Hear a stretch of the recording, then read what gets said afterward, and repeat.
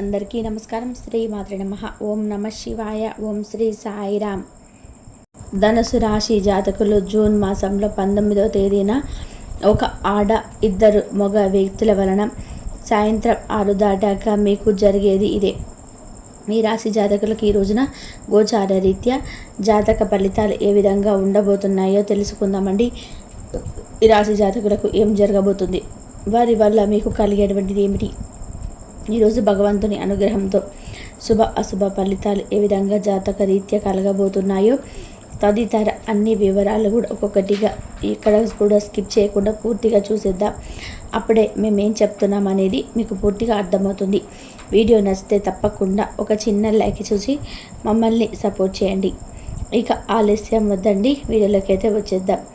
ఈ రాశి జాతకుల యొక్క గుణగణాలు, లక్షణాలు, వీరి యొక్క స్వభావం, ఎటువంటి పరిస్థితులలో ఎలా ఉంటారు, వీరి మాటకి ఎంతటి కరుకు ఉంటుంది, వీరు సంఘంలో సమాజంలో ఏ విధంగా ఉంటారు తదితర అన్ని వివరాలు కూడా ముందు తెలుసుకుంటాం. వీరిలో ఉండే ముందుగా అద్భుత లక్షణం గురించి కూడా తెలుసుకుందాం. ముందుగా వీరిలో ఉండే అద్భుతమైన లక్షణాల గురించి తెలుసుకుందాం.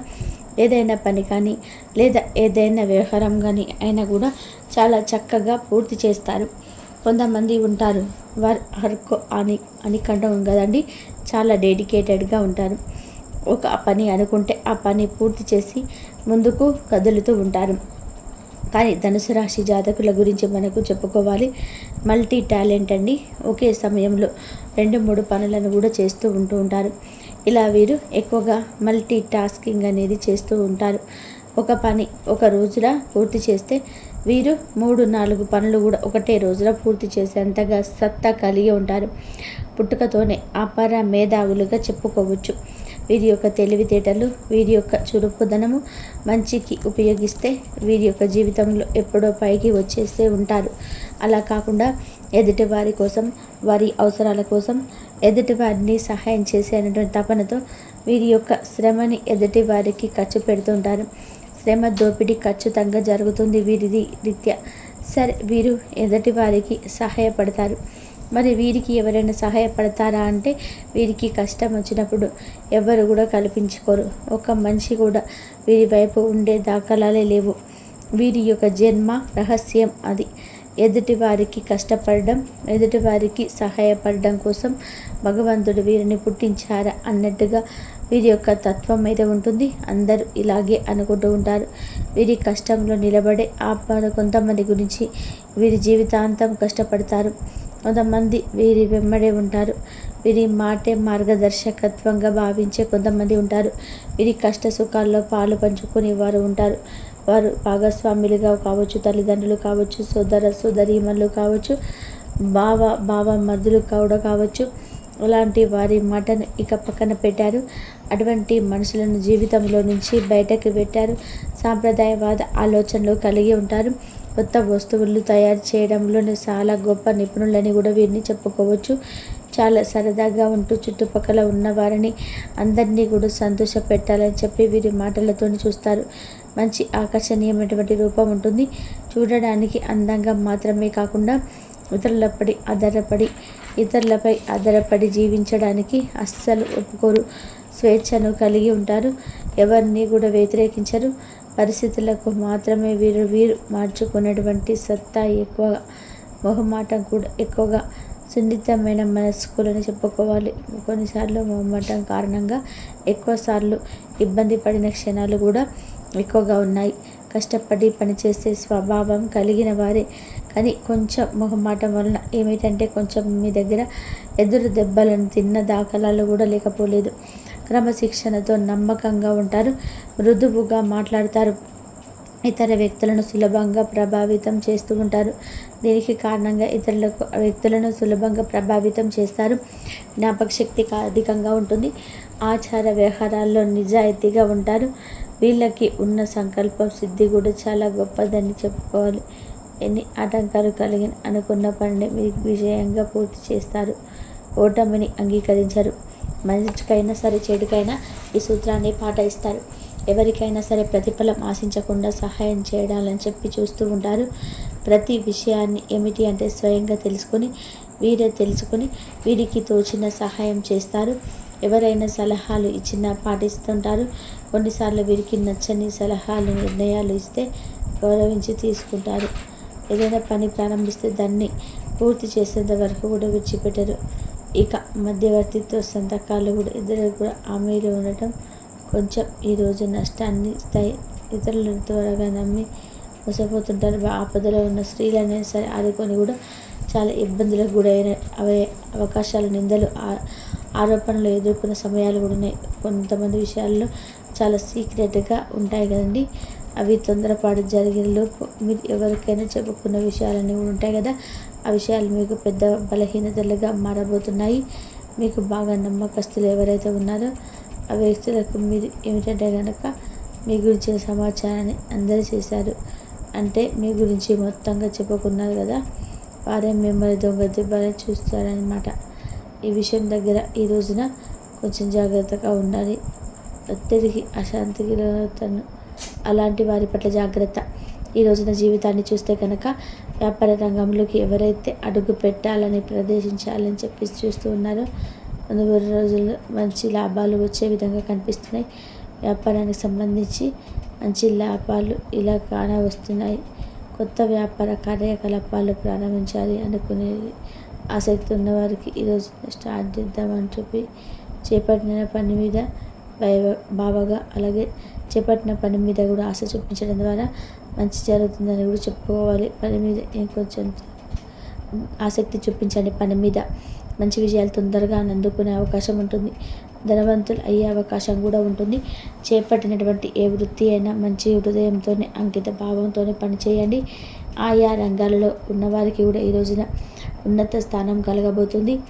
ఏ రంగంలో ఉన్నవారైనా సరే, ఉద్యోగపరంగా కానీ వ్యాపార పరంగా కానీ, ఇలా ఏదైతే మీరు ఈ రంగానికి సంబంధించిన చక్కగా ఈ రోజునైతే మంచి ఉన్నత స్థితిగత దక్కబోతుంది.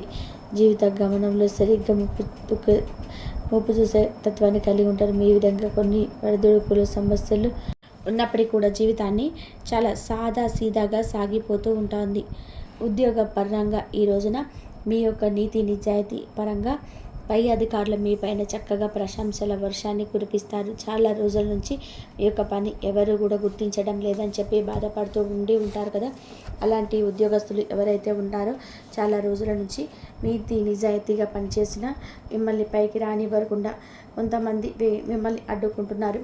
పై అధికారుల దగ్గర ఇరికించడం, కొంచెంగా మిమ్మల్ని పైకి రానివ్వకుండా శత ప్రయత్నాలు చేయడం, ఆ యొక్క పని మిమ్మల్ని డిస్టర్బ్ చేయడం, వాళ్ళు కూడా ఈ రోజు నోర్లు మూసుకుంటారు. ఎందుకంటే మీకు వచ్చే మంచి అంటే పై అధికారుల నుంచి వచ్చే ప్రశంసలు వారు ఓర్చుకోలేక చాలా అంటే చాలా ఏడుపుగొట్టు ముఖాల్లాగా మీ దగ్గర ఇలా చేస్తుంటే బాగుండేది. అయ్యో మాకంటే వీడు ఎదుగుతూ ఉన్నాడే, వీరికి మంచి జరుగుతుంది, వీరికి అప్పుడు ఏం చేశారంటే ఇన్ని అటువంటి వాళ్ళని చూసి చిన్న చిరునవ్వు నవ్వండి. ఎందుకంటే వారికి మీరు ఇచ్చే పెద్ద గట్టి వార్నింగ్ అవుతుంది. శత్రువులు మనం బాధపడుతూ ఉంటే ఆనందపడతారు, మనల్ని ఇబ్బంది పెట్టి ఆనందపడతారు. వీరు మీలాంటి సమయంలో ఎదుటిగా ఏది మాట్లాడకుండా ఒక చిన్న చిరునవ్వు వారి వైపు చూసి నవ్వితే వారికి ఎంతో పెద్దగా కొట్టినంత బాధ కలుగుతుంది, తిట్టినంత బాధ కలుగుతుంది. మీరు ఈరోజు చిన్న చిరునవ్వు సమాధానంగా ఇచ్చి చూడండి, మీకే అర్థమవుతుంది, వారికి కూడా అర్థమవుతుంది. మిమ్మల్ని ఇక ఏం చేయకూడదు, ఒక సీరియస్ వార్నింగ్ అయితే ఉంటుంది. అలాంటి వ్యక్తులను చూసి గట్టిగా అరిచి పగ ప్రతీకారాలు పెట్టుకొని తీర్చుకోవడం, ఇలాంటివి చేయడం కన్నా కూడా చిన్న చిరునవ్వుతో ఈరోజు సమాధానం చెప్పి చూడండి. ఎలా ఉండాలి అంటే ఆ వ్యక్తులకి వచ్చేటువంటి చిరునవ్వు తొలగిపోవాలి, వారి మనసులోని ప్రశాంతత పోవాలి. కొన్ని చిన్న తప్పులు కూడా ఈ రోజున చేసే పరిస్థితి రావచ్చు. కుటుంబ సభ్యుల కోసం కానీ, ఏదైనా పర్సనల్ విషయాలకు సంబంధించి కానీ తెలిసి తెలియని తప్పులు చేసే అవకాశాలు కూడా ఉన్నాయి. కాబట్టి ఈ విషయంలో కొంచెం జాగ్రత్త. మీరు నిజాయితీని విడిచిపెట్టరు అన్నమాట. ఎన్ని కష్టంలో ఎన్ని సమస్యలు వచ్చినా సరే నీతి నిజాయితీని నమ్ముకున్న వాళ్ళు కాబట్టి విడిచిపెట్టకుండా వీటిని చక్కగా ఉంటారు. కొన్ని విషయాల్లో చాలా నిదానంగా ఆలోచించి మరి అడుగులు వేయండి. తొందరపాటు నిర్ణయాలు తీసుకోకండి. ధనం అనేది మీకు ఈ రోజున అనుకూలత అదే విధంగా వస్తుంది. పట్టుదల అధికంగా పెరుగుతుంది. ఈ రోజున ఏ పని అయినా సరే దిగ్విజయంగా పూర్తి చేస్తారు, ఉపయోగపడుతుంది. ప్రయాణాలు చాలా చక్కగా అనుకూలిస్తాయండి. ఈ రోజున మీరు మహాలక్ష్మీదేవి యొక్క ఆరాధన చేసుకోవడం వల్ల కూడా ధనలాభము, ఆర్థిక అభివృద్ధి కూడా పెరుగుతుంది. ఉదయాన్నే చక్కగా నిద్రలేచి ఇల్లంతా శుభ్రం చేసుకొని ధూప దీప నైవేద్యాలతో మహాలక్ష్మీదేవి యొక్క ఆరాధన చేసుకున్నాక దీపంలో ఒక యాలక్కాయ కానీ ఒక లవంగం కానీ వేసి దీపం పెట్టండి. ఇలా ముట్టించగా చక్కగా అమ్మవారికి ఇష్టమైనది నైవేద్యంగా పెట్టండి.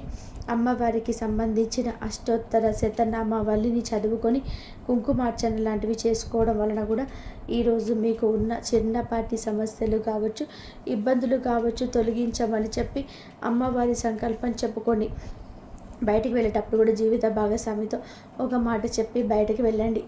ఏదైనా సరే కొత్త నిర్ణయాలు తీసుకోవాలి అనుకున్న జీవిత భాగస్వామితో ఒక మాట మాట్లాడి ఆమె చెప్పే సలహాలు లేదా వారు ఒప్పుకుంటేనే ఏదైనా నిర్ణయం తీసుకొని మీకై మీరుగా సొంత నిర్ణయాలు తీసుకోవడం వలన అవి అంతగా ఫలించేందుకు అవకాశాలు లేవు.